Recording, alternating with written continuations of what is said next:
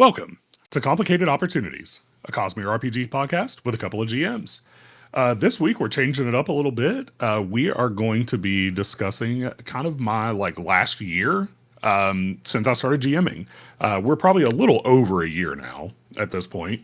But yeah, so basically I started playing RPGs, and we've talked about this in the past, I think in our very first episode, playing some D&D, mostly played the D20 Star Wars game, but I'd kind of taken a hiatus a little bit as a player.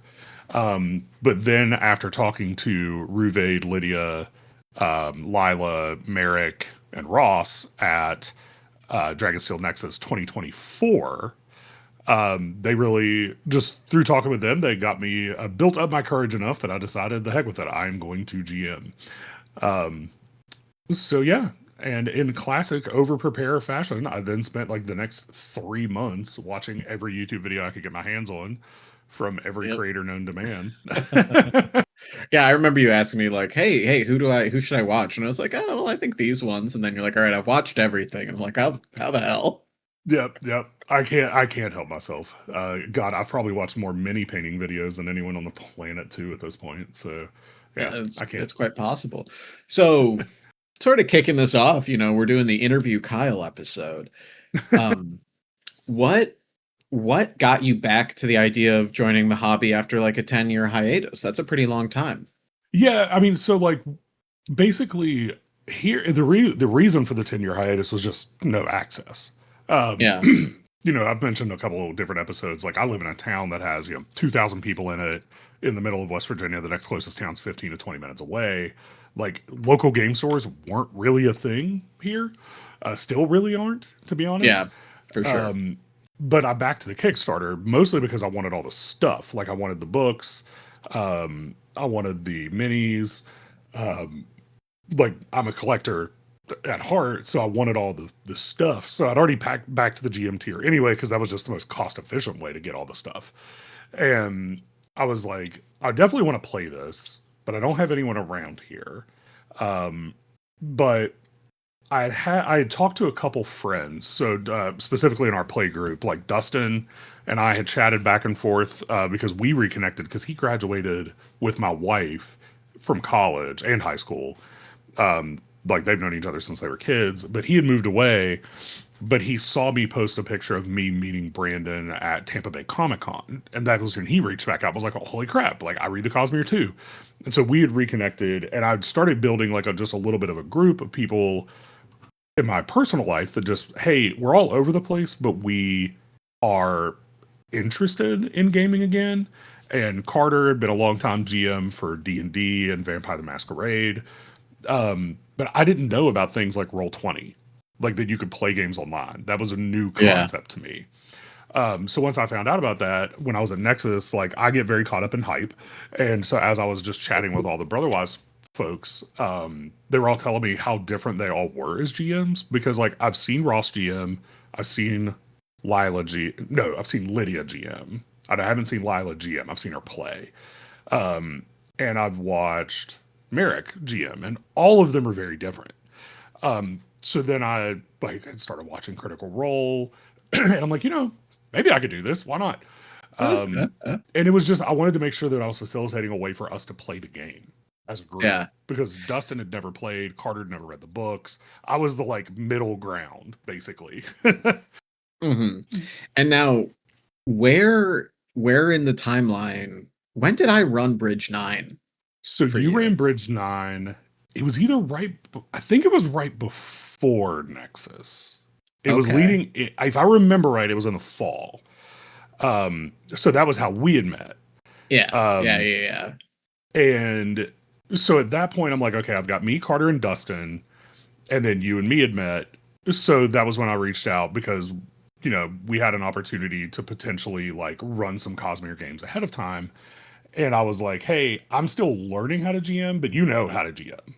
Yeah. We took place in undisclosed CosmereRPG activity. Redacted.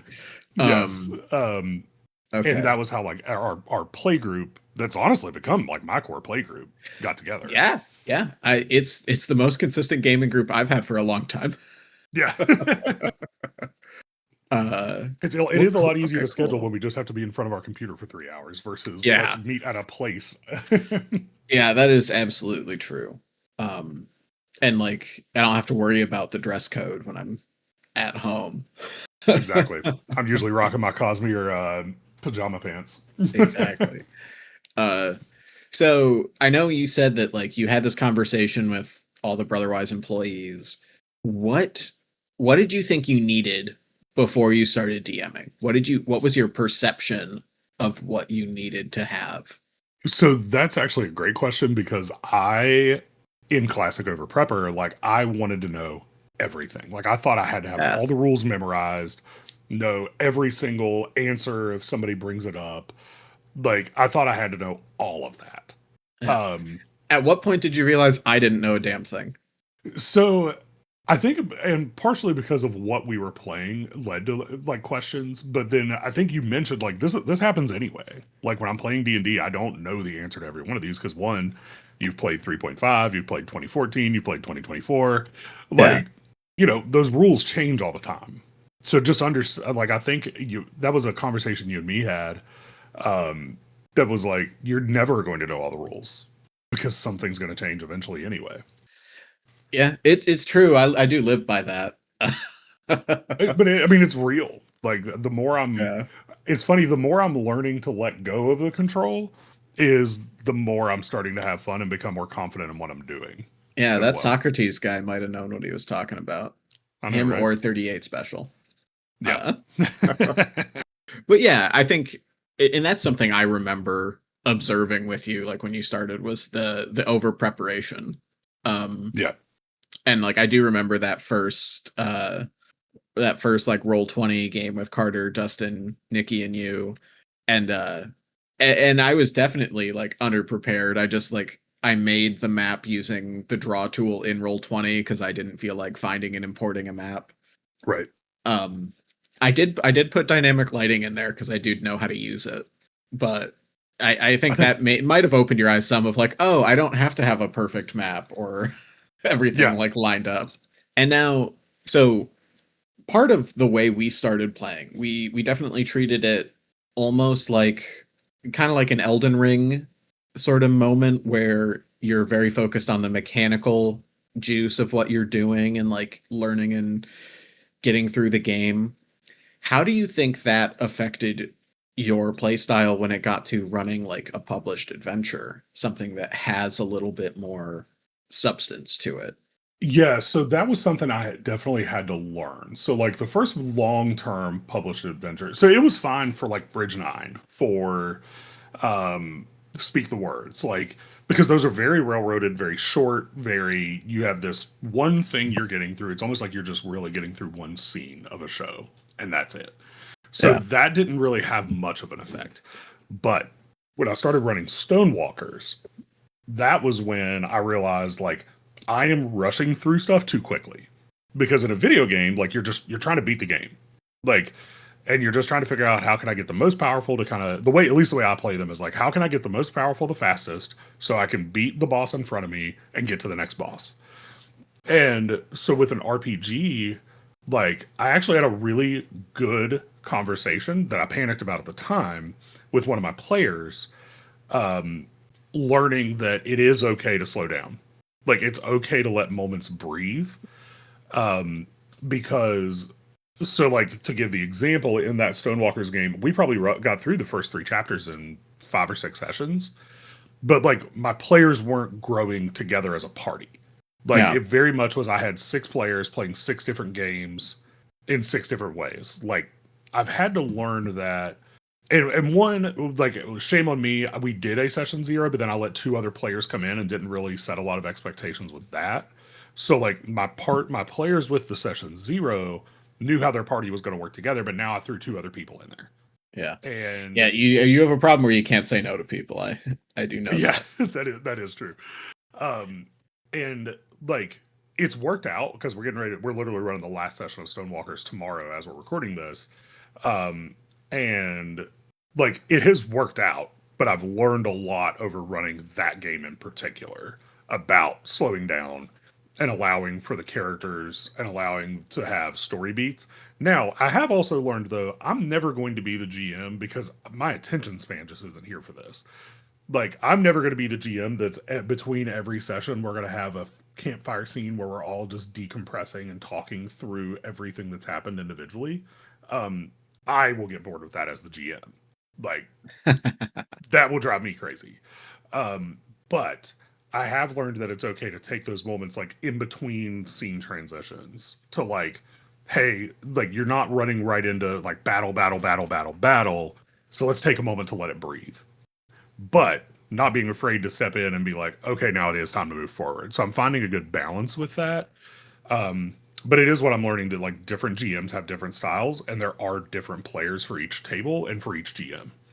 Yeah, and Um, it's 100% okay for like someone's style not to mesh with yours. I think that's an important lesson. And like it doesn't mean you can't play together. It just means that you have to kind of consider that difference between you and someone else. yeah, absolutely. Yeah. Now, on the opposite of letting a game breathe and like taking those slow intentional moments, how do you handle when players don't follow a script or don't go with the plan that you think is there? So I used to railroad them pretty hard when that would happen. But what I've learned is, and we talked about it a little in our episode with Ross, like I don't have to plan 800 NPCs. Like learning that the players, if they're going to go off and like, hey, let's go do this thing over here on the side, I just need to think through what kind of NPC would be there. And then really, as long as I have a name in my head, I'm good because I know if they're going into a bar that's a gambling den that's going to have a bunch of people that are probably lawbreakers, bandits, whatever, like that bartender is going to act very different than if I'm walking into in Stonewalker's like a noble lighthouse bar. Yeah, Like for sure. and just knowing from experience too, like if I'm walking into Texas Roadhouse versus walking into the Wonder Bar, which is a really nice steakhouse around here, like those employees are going to act very different. The servers are going to be different. The bartenders are going to be different. The vibe's going to be different. And like just playing off of that to just say, okay, what do they want to do? But then also making sure, like, if I'm running a pre planned adventure, like, hey, we do still have to get back somewhere, right? Yeah. Um, but so like understanding that, hey, indulge it. If you're in an adventure, you still got to get it back on track. But there's like, if they have to end up at the monastery and the war camps. If they don't go through all the steps in the book, that's okay. Like because they just still have to end up at the monastery. Yeah. Um, It's almost like the destination is irrelevant to the journey sometimes. yeah, Like the journey comes before the destination. I know it's almost like that Brandon guy knows what he's talking about. Well, cool, cool. So we're talking, a lot about narrative and pacing. What about mechanics? How do you think you're handling of the mechanics of the game? So I used to be a lot more um, like rules lawyer, skybreakery, like hey, I have to follow the mechanics exactly as written. Yeah. Which now, for the most part, especially when it comes to talents, stuff like that, I do. Um, but things like DCs, like I used to like freak out if I didn't have a DC table, and now I'm just like, it's totally vibes. My DCs are so vibes now. It's not even funny. I don't even look at the table now if there's a table. Um, so because I'll also do stuff like rewarding if a player comes with like a really cool way to do whatever it is they're trying to do, like I'm gonna give them advantage or I'm gonna lower the DC because it's fun. Like Yeah. Yeah. like I'm learning that fun is way more important. Um and that it's okay to deviate um and do that, if that makes sense. Absolute. I mean, to me, it makes absolute sense that, uh, that I think just when I started, it was, we were teens and following the rules was like usually a suggestion at Hmm. best. And then like you get to the like a phase of like playing it more by the rules and then you sort of oscillate back to a little bit more improvisation. The rules are guidelines instead of like strict lane markers sort of deal. Yeah. Yeah, Yeah. and even with like so even some mechanical stuff like this is very much a homebrew for me. Like I would never do this at a convention or something like that because I when I'm at a convention because that is a lot of how I that's almost the exclusive way I run in person games. I'm gonna stick with the rules because like I'm trying to showcase the game for Brotherwise or for Dragonsteel or for whoever. So I want the game to stay as true to the rules as I can. So I still need to know where I'm breaking the rules.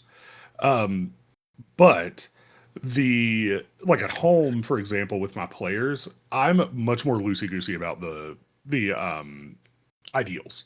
Yeah. Um, Now, I typically won't let them take it for the most part before the prerequisites. But what I will do is like if they've been doing stuff through level 2 and level 3 and level 4 that have been already attracting a spren, that have been building that relationship with a spren, I'm not going to be like, okay, now you're level 5 and you took the first ideal talent. Now you still have to get all 3 ticks before you can swear the ideal. I'm not going to do that. Yeah. I'm totally cool with them having already earned like the 2 ticks to be ready to swear that ideal on a moment's notice.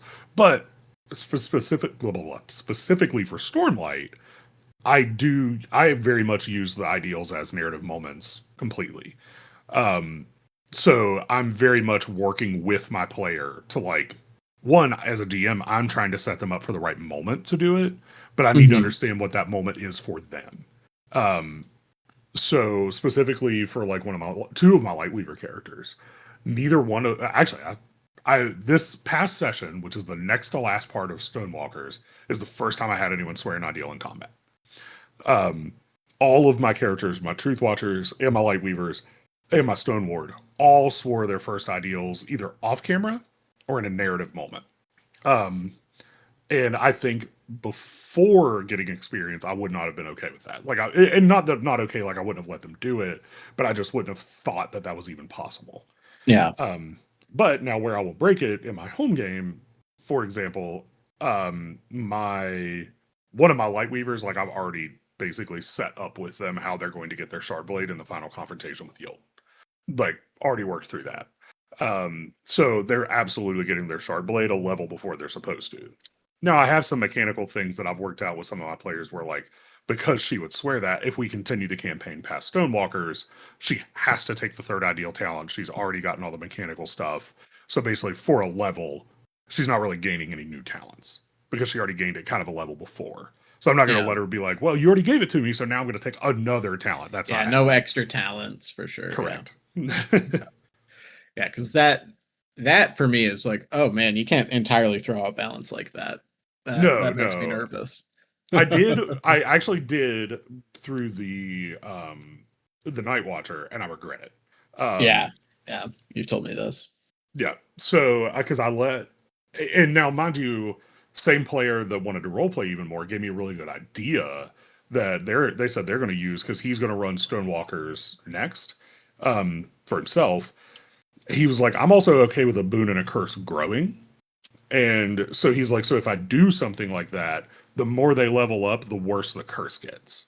Because the more Okay. they're leveling up, now I gave them basically I gave my Stonewalker or Stone not Stonewalker, my Stone Ward a talent that normally you have to be like level 7 to get at level 4 or 5, whatever level it is you see the Night Watcher. And they so now they're starting to take other talents that make that talent even better.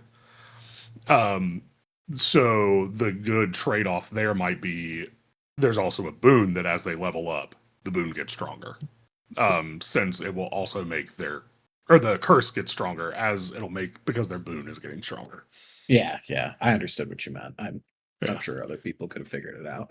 I'm the worst at getting boon and curse right. I reference them all the time in the wrong Yeah. I mean, you pair them way. together, so it is what it is. Now, you've talked about being an over prepper. I know that you have worked on sort of slimming down that over preparation. Mhm. How did that transition go for you? What's sort of the story there? Yeah, so over prepper, like so you've been helping me out and Ross did as well through the episode we did where I'm working on like the first long-term campaign I want to run of my own.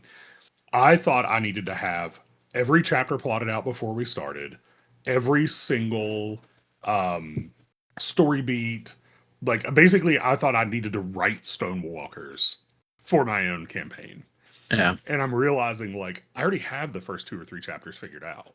So why am I not just running this? Because I know where I Yeah. ultimately want the story to get to, and so then let the players develop the rest of the story along the way.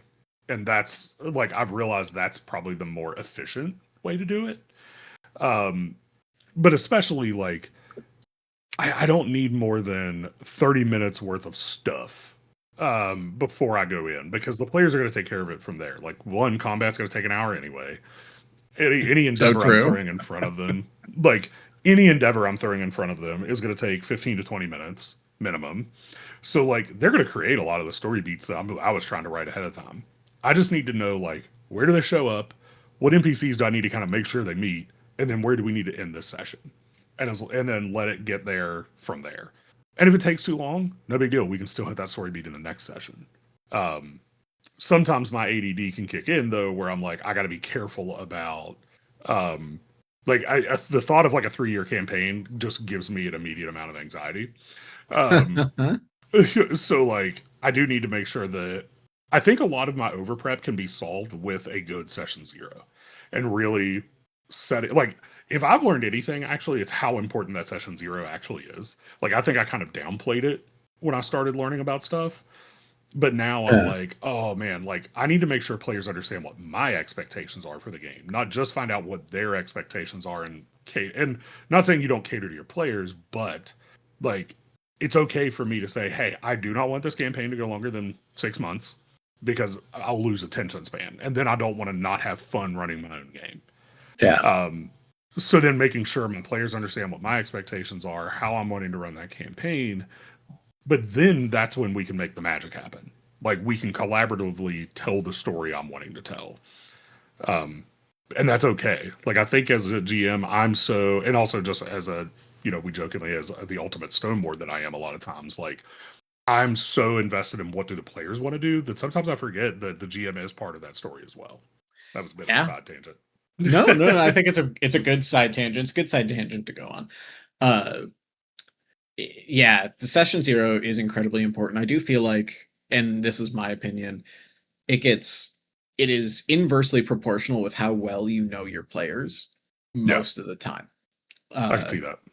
but for things like, hey, how long do we want this to go? How frequently do we want to meet? I think that it's incredibly important for um and just like setting that expectation because you play very differently if you're like, okay, we're going to play through tier 1 and some of tier 2, or oh god, will this sprawl over into tier 5, Right. you Like I know. just got anxiety just hearing that. Yeah, could you like I wonder if there'll be people who play this game past level 20. There are rules for it, Yeah. and I do really wonder. I don't think there's anyone who's there yet. No, I can't imagine. I haven't even really heard of a lot of tier 2 and 3 adventures, to be honest. Yeah. Yeah. So, Now, what tools do you use to stay organized? so I use OneNote to organize all of my campaigns, um, and then I use Roll20. At this point, I mostly use Roll20 for like my virtual tabletop. I do prefer a little more theater of the mind. Yeah. I've found out to where like Roll20 is just almost a reference point to me, where it's like, hey, this is the general area you're in. These are what the enemies look like, and this is basically where they're standing on the battlefield. But I don't get caught up in, and this is just how I play. I don't get as caught up in like you're up. You need one more square to make that happen. Like unless there's a narrative reason for that, I'm like, nah, you can reach that guy. Like I'm not Mhm. gonna get nearly as caught up on the minutia of. Yeah, honestly, I think that's why I've landed on Roll20 more than Foundry because I think for people that do love that, like Foundry gives you so much access to stuff with all the mods and the different things you can do. I'm not as interested in that. I'm much more interested in what we're doing at the table than what I'm doing online. Yeah. So I think that is why I've landed on Roll20, just because I'm like, I just need a map, tokens, go. Yeah, I for the times I use roll 20, like the second combat starts, I am kind of a square counting strict like no, yeah, it's you only move 5 squares and he's 7 away. I guess you got to like, think of something to do tactically for this situation. It's up to you. Uh But I but would call that also, being a narrative beat. Like, so yeah. that's where I would want that to happen. But if it's one of those where, like, hey, no, like, I just miscounted and placed your token in the wrong spot, like, whatever, take that Oh, extra for square. sure.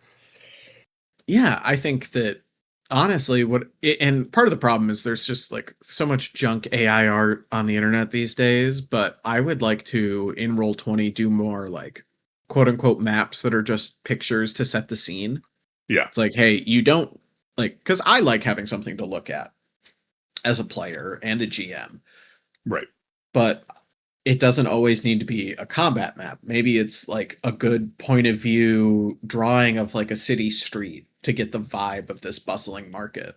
Yeah, Uh, I think that but makes that's also total like that's a sense. lot of work to search for. I guess I could just like use Magic the Gathering art if I'm not doing this GMing professionally. If I'm doing it professionally, it's like, oh, I hope the person who came up with the adventure created some art assets. Um, but yeah, Roll20 is great. I like the squares. I do like the tactical combat counting and all that jazz. But there's a time combat for it. Uh and then there's a time for when the more narrative style is definitely appropriate. I agree. Yeah, I'm learning that I like to have I like to have a framework to work in, but I have zero problems moving out of that framework if I need to, which Yeah. surprises me, to be honest. Because there's a reason that Skybreaker shows up in my top 3 every time I take that quiz. Yeah. Well, I mean, but like certain rules are more important than others. um Yes, exactly. And Zeth and figured that then out. yeah. So you do have a note here about like natural stopping points. Um, Hey. what do you think what does that really mean to you? What's the like importance there? Why do you feel like that is something you learned in this year? Yeah, because I think that was part of what was hurting me when I was running Stonewalkers to Rush. Like, I felt like I was self imposing stopping points. But I've learned through like the multiple sessions that there are just times where it's like, hey, cool, like here's a perfect place for us to bow out. Hey, we were gonna play till 9:30, but it's not, or till 10, it's 9:30. But if I go further, it's gonna take us till 11. But if we stop now, then who cares? Like we gotta go to bed early or whatever. Like, so I'm learning those. It's okay to stop here, stop there. Like if you need 3 sessions to get through a chapter, then take 3 sessions. That's okay. Like just because it says that this adventure is designed to be like 2 sessions a chapter, you can step out of that. So then look for those moments where it's like, hey, they just had a really important conversation. They're getting ready to go do something. Hey, maybe here's a good spot to stop. Yeah. Like that was just like that's a weird skill that you almost have to learn. So it doesn't feel abrupt, and then everybody walks away from the table feeling like, oh man, like we had to stop. Like unless it's that good, oh man, like we're just having so much fun that we don't want to stop. Yeah. Um, like Yeah.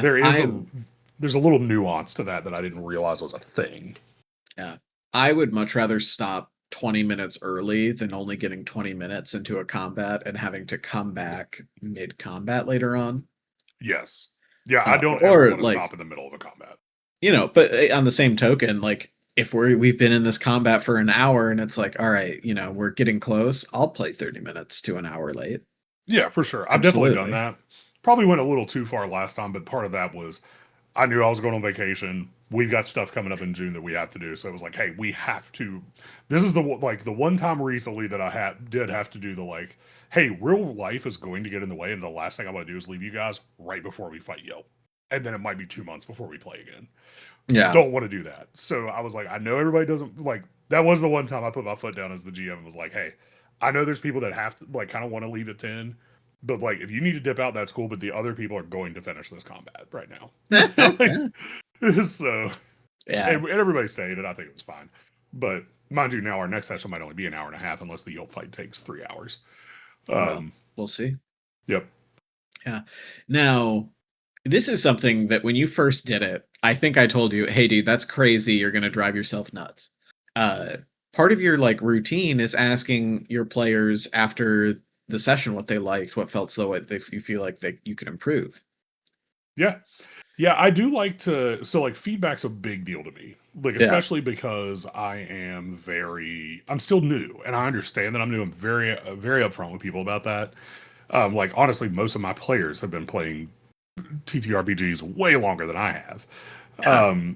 So, but there's experience there because at my table I have three people that are GMs and then three people that aren't.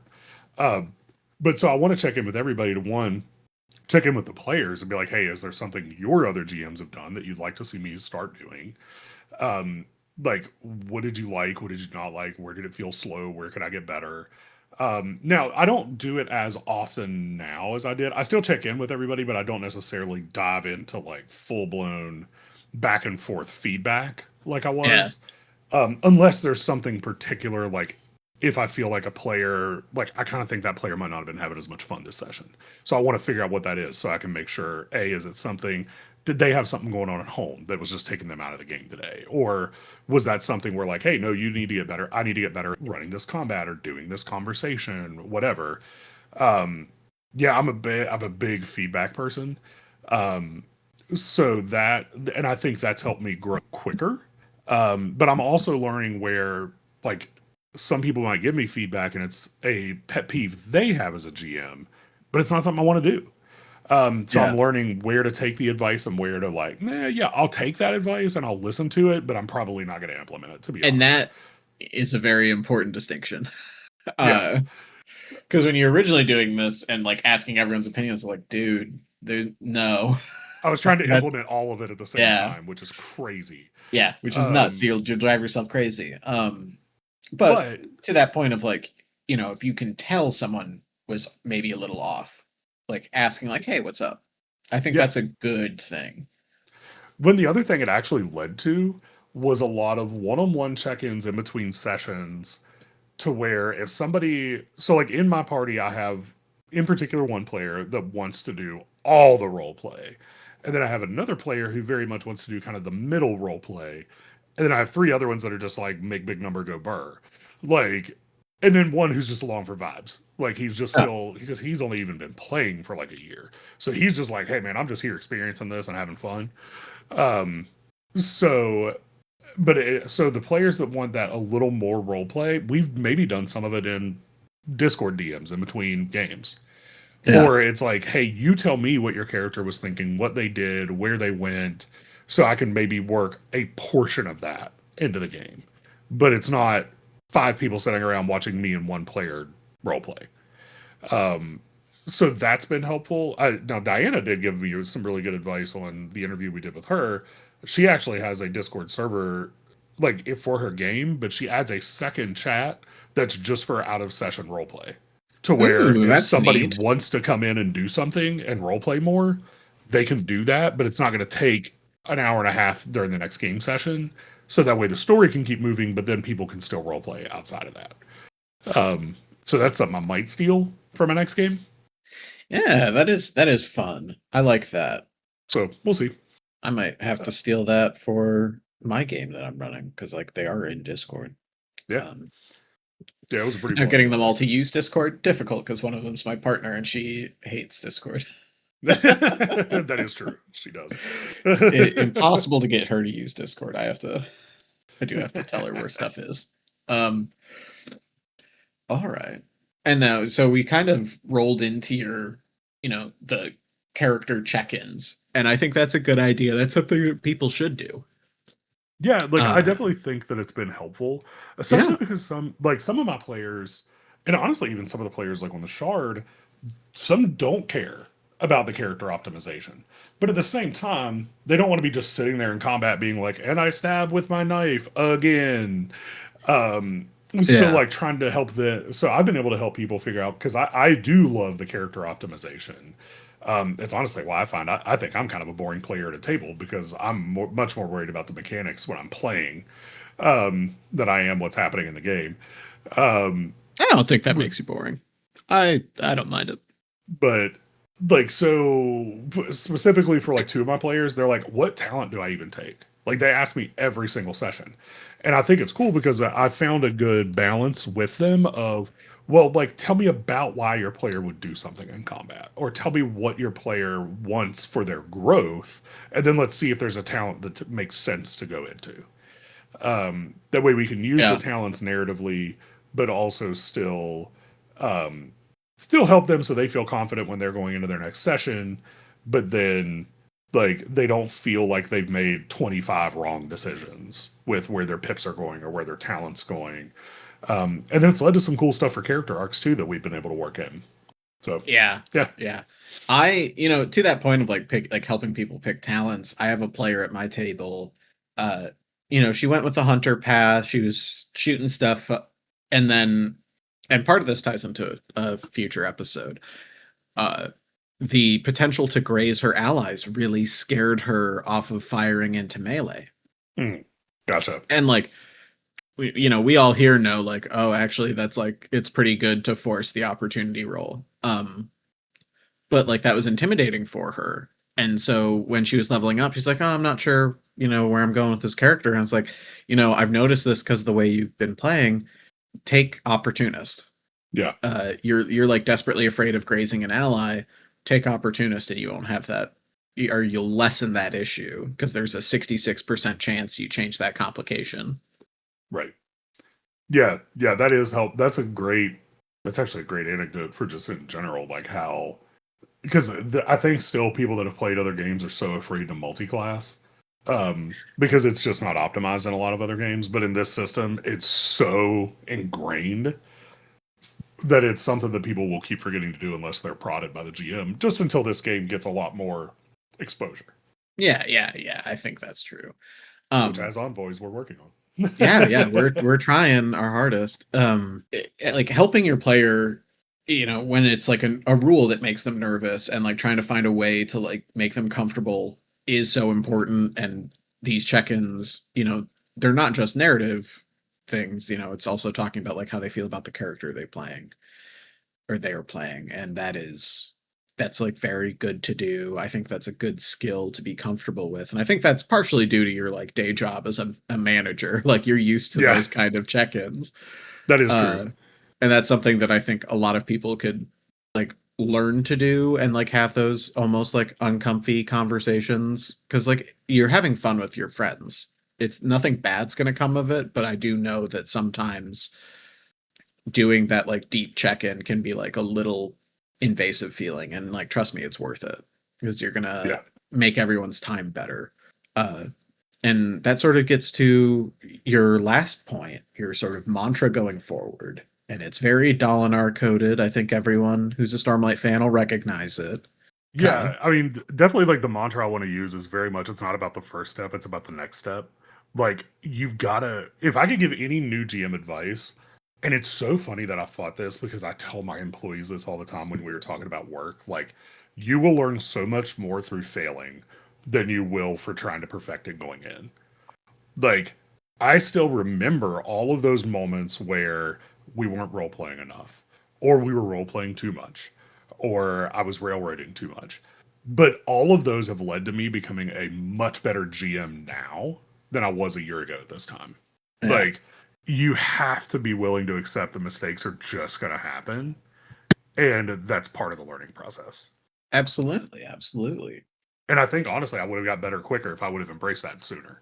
Um, Well, but so, see that, I don't know, that's such a hindsight thing to say because like you for embrace a sure. thing when you need to embrace it. Like when you're ready for it, that's when you embrace it. And I think that everyone's on their own natural journey, and it doesn't matter how fast or slow you get it. It Yep. matters that you do what's right for you. Yeah. Uh, But yeah, I mean, I think it's been a fun journey for a year. Like, it's yeah, absolutely something that, like, I mean, my wife would probably joke that it's become like the only thing I do now. But like, it's definitely made it fun. It's been cool. Like, honestly, having the podcast to help hold accountable, like running games at conventions. Like, I want to do better because I'm like, I take that very seriously. Like, I'm very much yeah, like, hey, I'm going into Gen Con representing Brotherwise. So I need to make sure that someone enjoys the game. That someone, if someone gets up off from my table and goes and buys the books, like that's the biggest win for me when I'm at a convention. But then, like with playing my home game, like to me, it's just, hey, are they having enough fun that when we finish Stonewalkers, they want me to come up with something to do next for these characters? yeah. Like, and as long as that's happening, like, I'll keep doing it. Who knows? I might even try some of the other systems every once in a while. Probably not, but we'll see. It's good to try other systems. I firmly believe that. Just so you know, I'm it's like learning another language helps you learn your first language. Yeah, who knows? I might even give Daggerheart another try. I did back the Dungeon Dudes Drakenheim. I just did the PDF, but Yeah. like because like I think Drakenheim's a really good adventure. Yeah, Um, yeah. I have it for D&D. I have the original Kickstarter. yeah, so like Uh, I want to see how that'll play out in Daggerheart to see what they adjust. Um, because there are definitely things about Daggerheart that I really like. I just need to play it more, and I just haven't had the time. yeah. Well, on to other things in the world of Cosmere Conversations. We just launched our Patreon last night at the time of recording. So when you get to this, it'll be earlier, like not quite a week old. Um, and we just want to like thank everyone who has signed up, who's following it, and let other listeners know if you like the show and you want to support us, Patreon is the place to do it.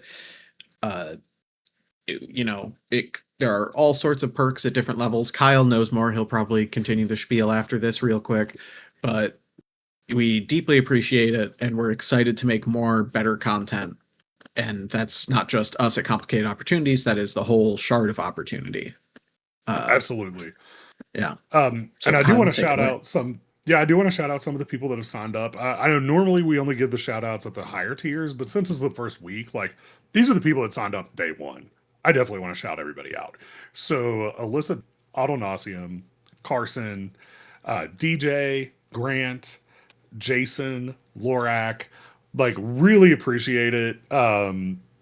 We have like that's a combination of free tier, combination of paid tiers, but we really do appreciate like the initial, even just following up to see what's happening, what we're going to be offering.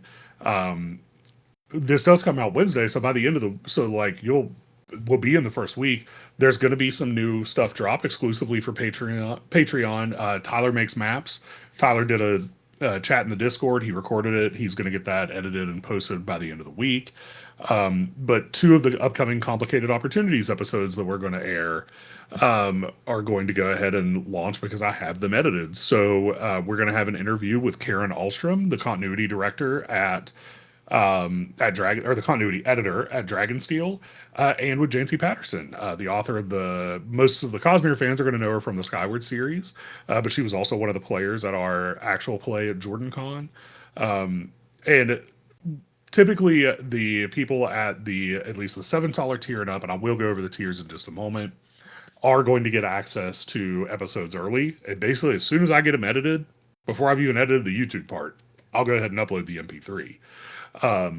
There will be, when you sign up, different RSS feeds. So if you just wanted to listen to Complicated Opportunities, or you just wanted to listen to Loose Cannons or Cannon Walkers, you can actually get individual feeds, or you can get just one general feed that'll give you anything that we publish through that RSS feed. Now, for Complicated Opportunities, for those of you that are listening audio only, please pay attention to this. And I probably need to put this at the beginning of the episodes going forward. By the end of June, our original feed is going to go away. We are going to be migrating that feed into the Patreon. So you will need to subscribe through the Patreon links. I will know by next week whether that is something that like our feed's not going to change from Patreon already. Because right now it is syncing with our old feed to bring in those episodes. But eventually, that is the only place where you're going to be publishing RSS feeds for your podcatchers. So, just a heads up, at the end of June, if all of a sudden your episodes have gone away, that's why. We will still be publishing on YouTube exactly the same as we always have been. Just you'll get access to the audio of some of the episodes early. So, Now, um, with that, Kyle, as an avid Complicated Opportunities listener, will I still like, because I'm not going to pay my own Patreon, will I still right. be able to listen to the audio at the free tier? So you'll be able to listen to the audio when they actually get pushed out. You On the just like won't. general public date? Yeah. Yes. So you just won't get that early access. So the Karen Ulstrom one, you're going to get whenever I actually get around to publishing that. I'm not going to lie, we're kind of saving that for potentially when I'm on vacation because that's an easy one that I've already got edited and I can just publish that day.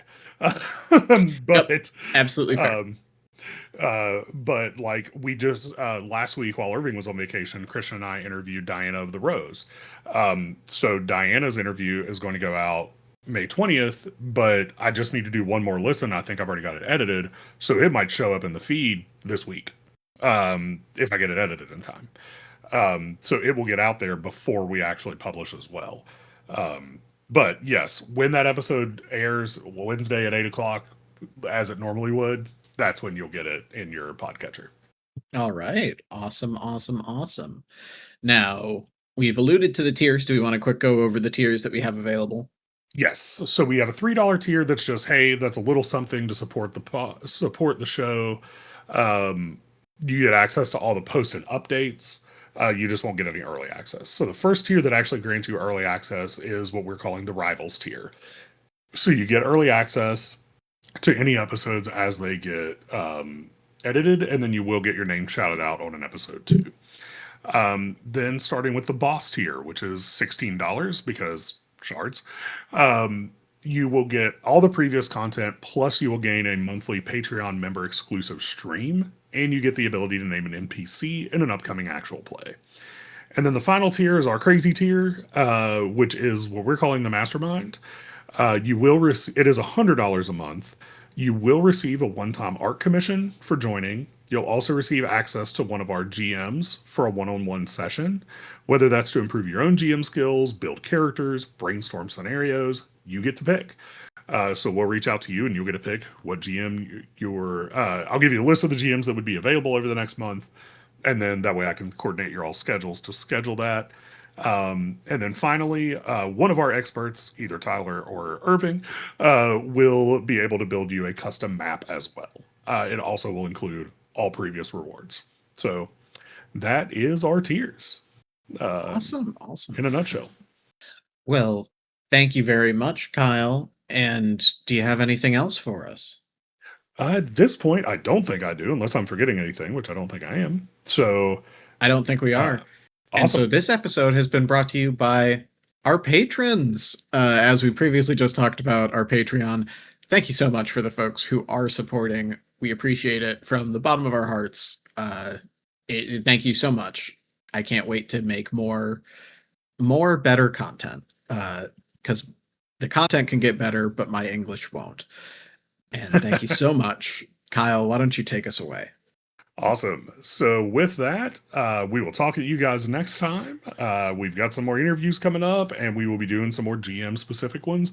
I think the next GM specific one, we are going to be going over common rules mistakes. And there's a So lot. yes, some that we just realized we were still missing up. So and that's a year in. So you'll have that. But until next time, let's roll our plot die and raise the stakes. This has been Complicated Opportunities. Woo!